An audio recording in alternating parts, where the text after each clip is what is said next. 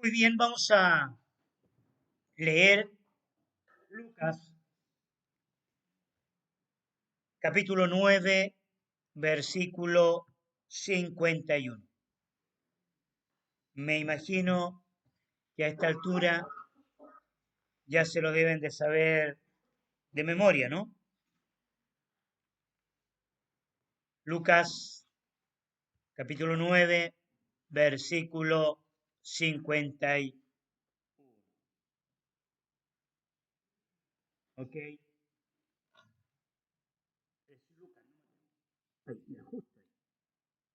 ¿Viste? Ok, Romina, ¿podés leerlo? Cuando se cumplió el tiempo en que él había de ser recibido arriba, afirmó su rostro para ir a Jerusalén. Muy bien. Ya, afirmar el rostro tiene que ver, cierto, con compromiso. Afirmar el rostro tiene que ver, cierto, con tener sentido de propósito. Toda persona que no tiene sentido de propósito no sabe para dónde va.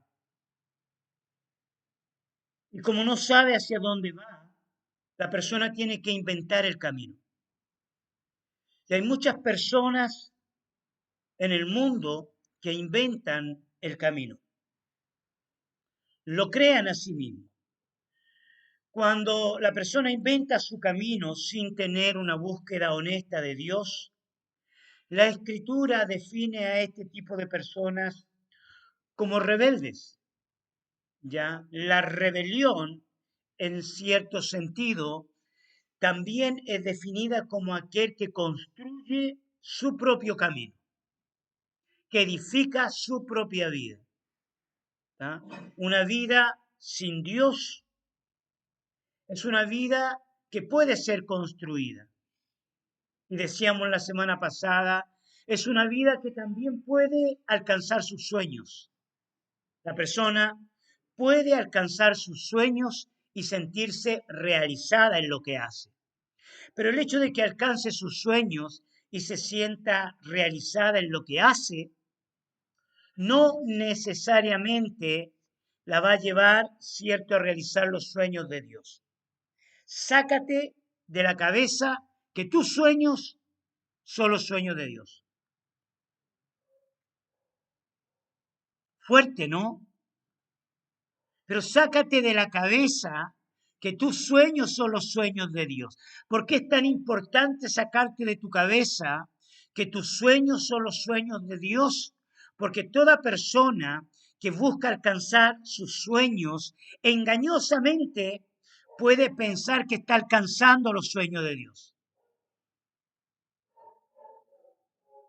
Cuando nosotros sacamos de nuestra cabeza el querer alcanzar nuestros sueños, nos lleva a buscar necesariamente, a buscar incansablemente los sueños de Dios. Y te llevas a preguntar, ¿cuáles verdaderamente son los sueños de Dios? ¿Qué es lo que quiere Dios para mi vida? ¿Qué es lo que Dios quiere para mi vida como soltera, como soltero? ¿Qué es lo que Dios quiere para mi vida como matrimonio? ¿Qué es lo que Dios quiere para mi vida en la familia? ¿Qué es lo que Dios quiere como ministerio? El entender que nuestros sueños no necesariamente son los sueños de Dios nos lleva a renunciar a veces a nuestros deseos. No es inseguridad, no es duda, no es temor, no es miedo. Miedo es el deseo de querer saber y construir rápido nuestros propios sueños. Jesucristo la tenía muy clara y lo veíamos la semana pasada. Vayan y díganle a esa zorra que he hecho fuera demonios, sano enfermos hoy y mañana, porque un profeta no puede morir fuera de Jerusalén. O sea, Jesús la tenía muy clara. Afirmar el rostro, entonces, muy por el contrario, nos va a ayudar a superar nuestras inseguridades. Nos va a ayudar a superar nuestros miedos. Afirmar el rostro nos va a ayudar, ¿cierto?, a desechar toda incertidumbre en la vida. Por ejemplo, el miedo a la muerte es producto, ¿me entiende?, de no conocer los sueños de Dios o de no creer en los sueños de Dios. El miedo al fracaso es no creer en los sueños de Dios. Y cuando nuestro mundo interior, porque ahí hay que conocer no nuestro razonamiento, sino nuestro mundo interior, navega por los miedos, ya, al fracaso, a la soledad, miedo, cierto, a la pobreza, por ejemplo. Cuando nuestro mundo interior navega por esos caminos, es porque sencillamente no hemos afirmado el rostro de acuerdo a la palabra de Dios. Esto no es racional, esto es espiritual. Esto no se puede conocer con la mente racional. Esto solamente se descubre en la plataforma de la fe, en el camino de la fe. Te pongo un ejemplo. Un escritor que a mí me gusta mucho y se lo recomiendo todos los libros de él, que se llama Tozer. Tozer dijo un día, dentro del cristianismo hay personas que han puesto a la Biblia por sobre Dios. Me parece curioso, ¿no? Y hay gente que ha puesto la Biblia como el todo. Entonces, yo estudio la Biblia, yo conozco la Biblia y creo que por el hecho de estudiar y conocer la Biblia, estoy teniendo una relación con Dios. Y es falso, es totalmente falso. ¿Por qué es falso? Y muy bien lo dice Tozer, porque sencillamente el conocimiento no es racional. No tiene que ver con lo que yo entiendo, con lo que yo percibo mentalmente, sino que tiene que ver con lo experimental. El cristianismo ya es mucho más cierto empírico que teológico. ¿Qué quiere decir esto, dicho de otra manera? O sea, el cristianismo es intensamente práctico y no tanto de estudio. ¿Te estoy diciendo que no tienes que estudiar? No, en ninguna manera. Pero la evidencia de tu estudio verdadero solo se va a comprobar en lo práctico. Yo puedo cantar, he decidido seguir a Cristo. Mira, he decidido seguir a Cristo. Ahí cantamos. Y algunos lloran, ¿no? Y lo sientes en tu espíritu, en tu mente, el compromiso de seguir a Cristo, pero estás en fornicación o estás en adulterio o estás practicando algo indebido. Que me perdonen lo que me están escuchando, pero por ejemplo puede ser, no sé, la pornografía o la murmuración o el chisme. O sea, lo estás practicando, practicas el chisme o practicas tu miedo. Pero cuando estás estudiando la Biblia o cuando estás cantando, ¿me entiende? Tu razón te hace creer engañosamente, mentirosamente, que, cierto, estás teniendo una relación con Dios y no la estás teniendo. Entonces, afirmar el rostro nos va a ayudar a superar eso. Porque afirmas el rostro, o sea, te pones serio contra el pecado. Te pones serio, ¿cierto?, contra la mentira. Te pones serio para pelear contra tus propias ideas. Para esto, nosotros necesitamos una experiencia profunda, interna, con la persona de Dios. Una experiencia no teórica, sino una experiencia con lo sobrenatural de Dios. El cristianismo no es teológico. A Dios no se le estudia, a Dios se le conoce, se experimenta a Dios, se vive a Dios. Entonces, cuando nosotros ponemos en duda nuestros sueños frente a los sueños de Dios, nos lleva necesariamente a buscar el plan de Dios. Cuando ponemos en duda nuestros sueños frente a los sueños de Dios, nos lleva a buscar intensamente los planes que Dios tiene para nosotros.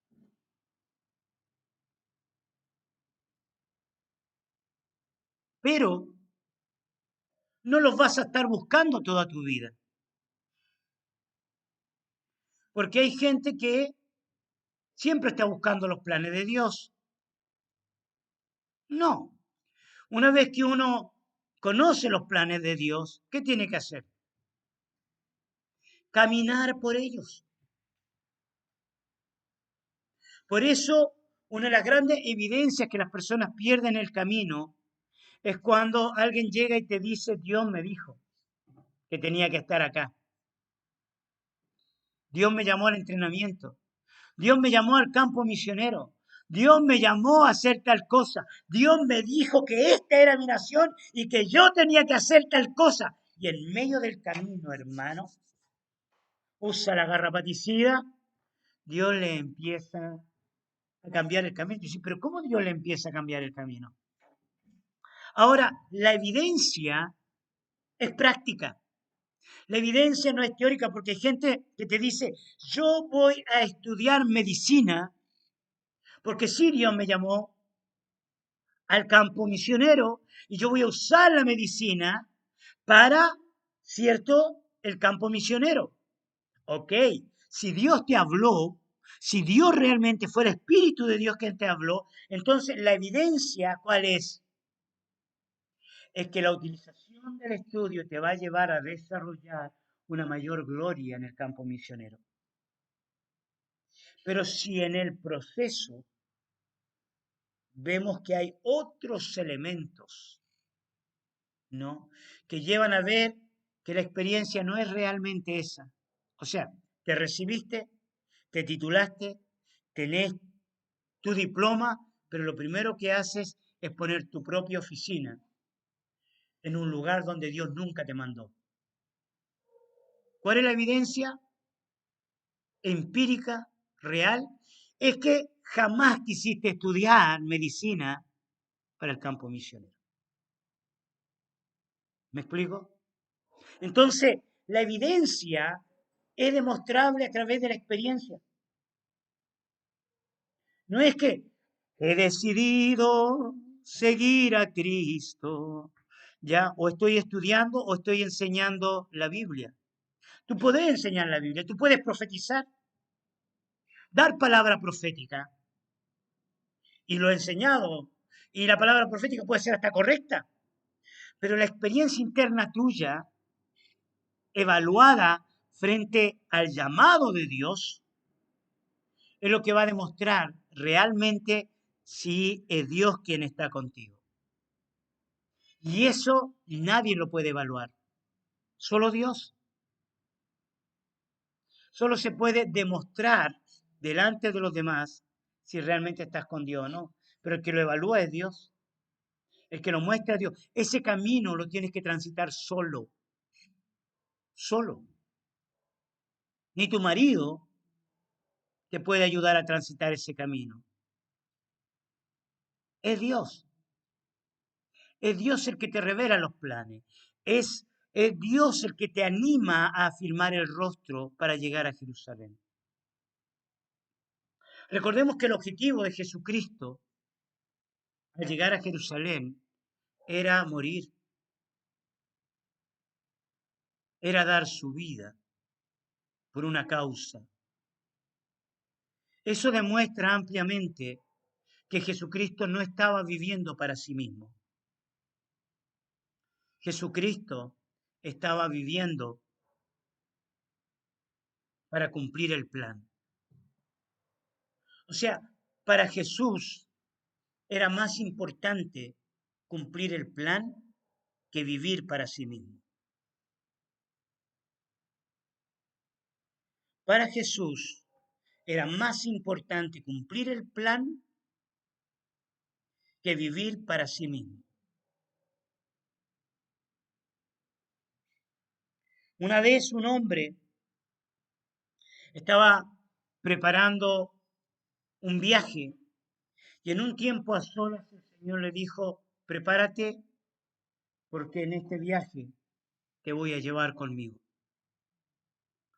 Este hombre se quebrantó, lloró al Señor y durante toda esa semana mientras preparaba su viaje, él miraba a sus amigos, él miraba a su familia, él miraba a sus hijos, él miraba su trabajo, él miraba su existencia y él decía, bueno, voy a dejar de vivir sobre esta tierra, voy a dejar de ver a mi familia. Y en esa semana le decía al Señor, Señor, dame una oportunidad. Y obviamente, a medida que se iba acercando los días, él miraba a sus hijos y decía, no los voy a ver más, pero no les podía decir nada. No les podía decir, en este viaje me voy a ir. Pero él sabía que tenía que cumplir el plan de Dios. ¿Qué hace este hombre? Llega el día de su partida, arma sus maletas, abraza a sus hijos, abraza a su esposa como si fuera la última vez que los iba a ver. Había orado intensamente durante toda esa semana como nunca antes en su vida. Y él pensaba y él decía, bueno, al cruzar esa puerta, ya no voy a ver más a la familia. Él pensaba en medio del camino al aeropuerto, no sé, voy a chocar y algo me va a pasar. Cuando él llega al aeropuerto, dice, bueno, llegué al aeropuerto, seguramente en el avión se va a caer y algo me va a pasar. Él se fue todo el viaje, ¿no? Despegó el avión, miraba las nubes y todas esas cosas que suceden y uno ve en las noticias, ¿no? Ahora con esto de la nieve, ¿no? Que está tan famosa la película. Y dice este hombre cuando los del avión dicen que el avión va a aterrizar, y dice, bueno, seguramente en el aterrizaje va a llegar mi momento y él se encomendaba al Señor, cierra sus ojos y cuando siente que el avión golpea la tierra, él piensa, bueno, ahora el avión se detiene y dice, bueno, en algún momento. Y vivió todo ese fin de semana. Dice que él dio la mejor conferencia que jamás haya dado en su vida. Él predicó de una manera que nunca antes había predicado. Hubo un mover del espíritu. Cuando se despidió de los pastores, se despidió de la gente. Dijo, bueno, en el retorno, cuando él toma ese avión con el mismo pensamiento, se baja del avión en el auto. Al entrar a la casa, abraza a la familia, besa a sus hijos llorando, besa a su esposa sin entender nada. Dice que en un momento él entró al baño y le pregunta al Señor, Señor, ¿y qué pasó? Y le dijo al Señor, así quiero que vivas por el resto de tu vida. Quiero que vivas de tal manera que en cualquier momento, haciendo mi voluntad, te vas a ir de este planeta. Y créame, cuando uno tiene firme el rostro, no vive para sí, porque en cualquier momento te llega. Entonces, necesitamos imperiosamente vivir para Él. Y esto no es teológico, esto no es racional, esto es vivencial. Muchas veces nosotros tenemos que replantearnos todo el camino que estamos viviendo, aunque parezca el más espiritual, replantear el camino, replantear nuestro mundo interior. Porque hay gente que dice, si esto lo hago por obediencia. Hay otros que están esperando que otros le digan lo que tienen que hacer. Pero créame, este camino lo tenés que transitar solo. Nadie te va a decir. Porque lo que tú vives en tu mundo interior, lo que tú vives en la intimidad, nadie te lo puede cambiar. Es tu relación con Dios. Gordon MacDonald dice, el verdadero quebrantamiento se produce, ¿cierto? Cuando tu mundo privado y tu mundo público son expuestos delante de la verdad. Esto lo dice Gordon MacDonald. Tu mundo privado que nadie conoce, ¿ya? Esos pensamientos que te cruzan y parecen tan normales, que están llenos de crítica, de murmuración, o de seducción, o de lujuria, y tu vida pública son confrontadas delante de la verdad.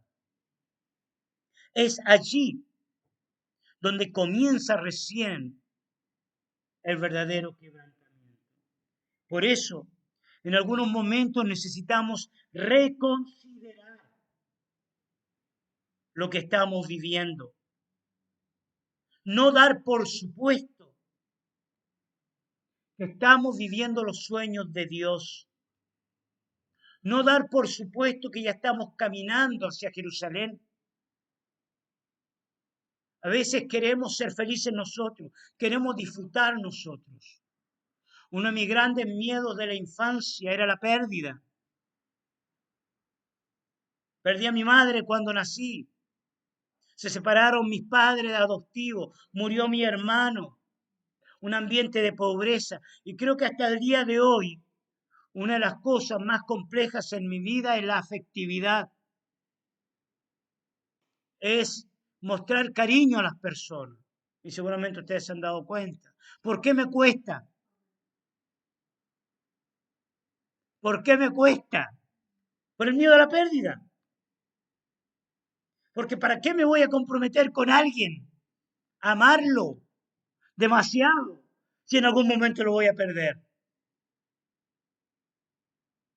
Quizá ustedes no tienen trauma, pero creo que todos nos, bueno, no sé si todos. ¿Cuántas cosas? Y no, uno no los percibe. Y uno piensa que está viviendo los sueños de Dios. Para entender un poquito más esto, nos vamos a meter un poquito en el corazón de Jeremías. Porque Jeremías tuvo que transitar un camino complejo, complejo, porque vivió en un tiempo complejo, porque él no escogió vivir en ese tiempo, pero lo vivió. Sin embargo, vemos en Jeremías una persona que no vivió sus propios sueños, que vivió los sueños de Dios. Y en algún momento, él quiso abandonarlos, ¿no? Porque a veces vivir los sueños de Dios es doloroso, te dan miedo. Te da miedo la soledad, te da miedo el fracaso, te da miedo el abandono, te da miedo la muerte, te da miedo la pobreza, te da miedo. Así que quiero que veamos Jeremías capítulo 6, un pasaje súper consejería, versículo 16.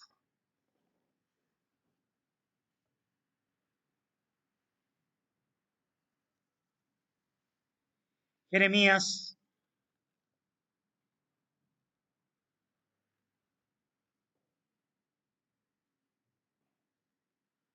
capítulo 6, versículo 16.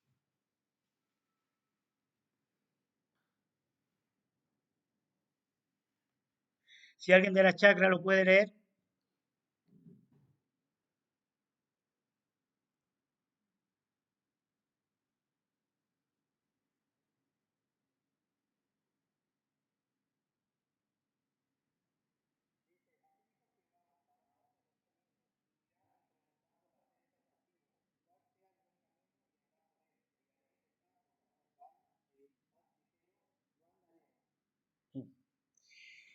Ok, una de las cosas más complejas en afirmar el rostro tiene que ver con reconocer que en algunos momentos de nuestra vida no hemos transitado el camino que Dios quiere que transitemos. Una de las cosas más complejas, y creo que ahí comienza el quebrantamiento. El quebrantamiento comienza cuando descubrimos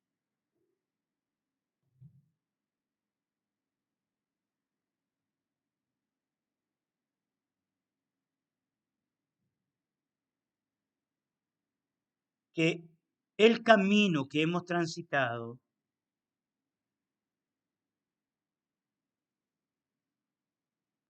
no es el camino que Dios quiere que transitemos.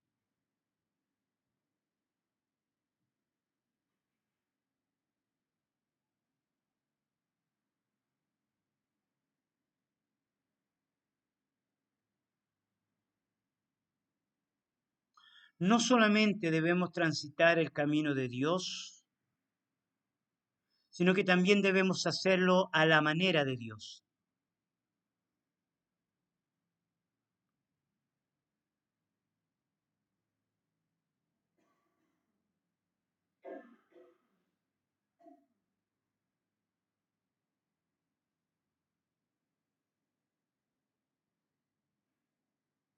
Hay tres elementos que son necesarios y en algún momento dolorosos. El primero, número uno, es parar.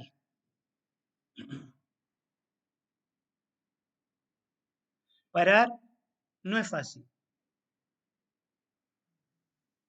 sobre todo cuando nosotros tenemos una rutina. Hay personas que les gusta la rutina. La rutina les da seguridad. Es como una maquinita, no se echa a andar la maquinita y uno camina en la maquinita, camina y camina y camina. Entonces todos los días son iguales, ¿no? Y vamos caminando en esa rutina diaria y perdemos de ver cosas nuevas, perdemos el oír la voz de Dios, perdemos lo nuevo de Dios, perdemos, cierto, el corregir el camino, ¿ya? Porque sencillamente estamos caminando en la maquinita. Parar no es fácil, pero es necesario, ¿no? Es necesario en algún momento detenerse, orar, ir al desierto, ayunar, buscar a Dios.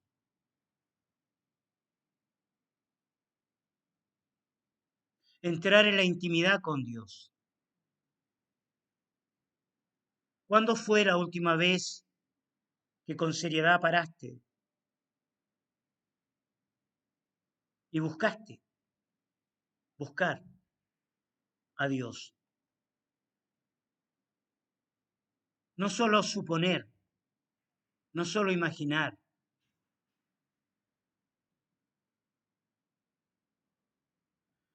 La segunda cosa tiene que ver con volver atrás.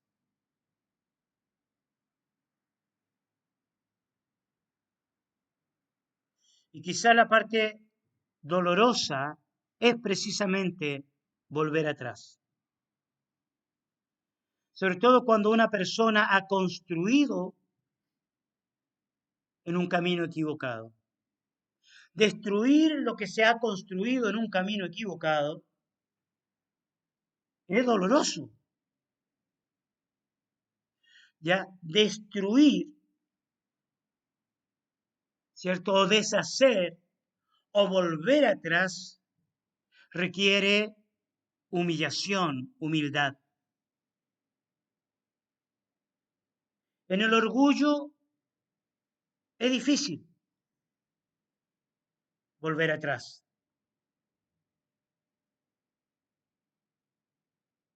Pienso que muchas enfermedades de este siglo tienen que ver con el orgullo. O sea, a la persona orgullosa le cuesta obedecer. Y sobre todo cuando para obedecer tiene que deshacer.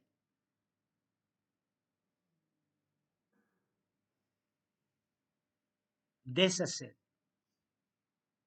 Una persona que construye, yo qué sé, ¿cierto? En medio de su orgullo, que edifica, buscar el quebrantamiento, volver atrás requiere humildad.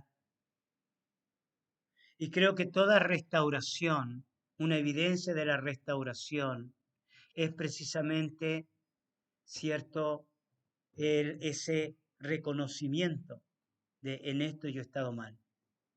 Y la tercera cosa, y con esto termino, tiene que ver con preguntar por el buen camino.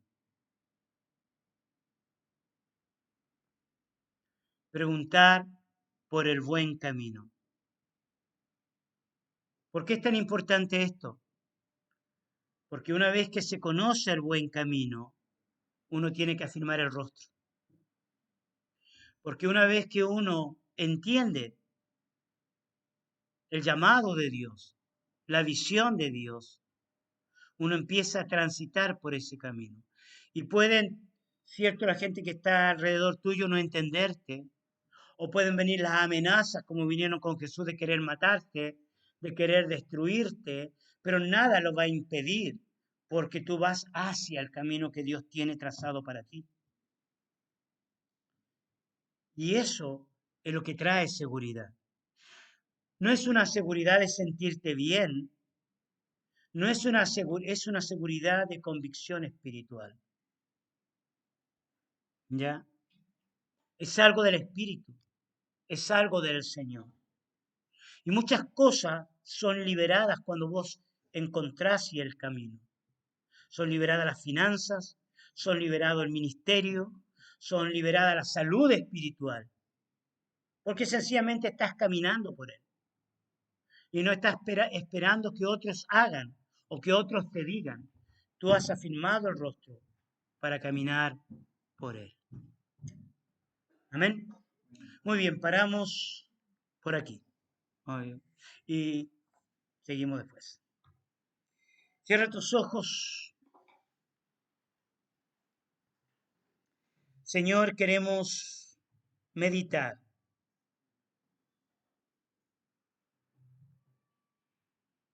y considerar que no siempre nuestros sueños son tus sueños. Y quizás sí estamos caminando por tus caminos, pero no siempre lo hacemos a tu manera. Y queremos, Señor, orar para que tú nos muestres cuál es el buen camino, cómo transitar de la mejor manera el camino que tú nos has dado. Queremos reprender la mentira y el engaño. Queremos sujetar nuestras emociones, nuestras ideas, nuestro tiempo, ser entendidos en los tiempos, para marchar de acuerdo a tus propósitos. Y si hay algo, si hay alguien, si hay algún deseo del alma que nos quiere apartar, no queremos ser como el pueblo de Israel,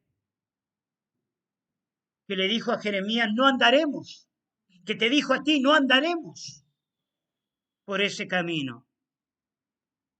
Señor, enséñanos de tal manera a contar nuestros días para traer sabiduría al corazón de ellos, para ser entendidos como los hijos de Isaacar. Señor, ¿qué nos puede separar de tu amor si nosotros tenemos claro hacia dónde debemos ir? Gracias, Jesús, por tu fidelidad. Encomendamos este día, estos días, Señor, a ti. En tu nombre. Amén.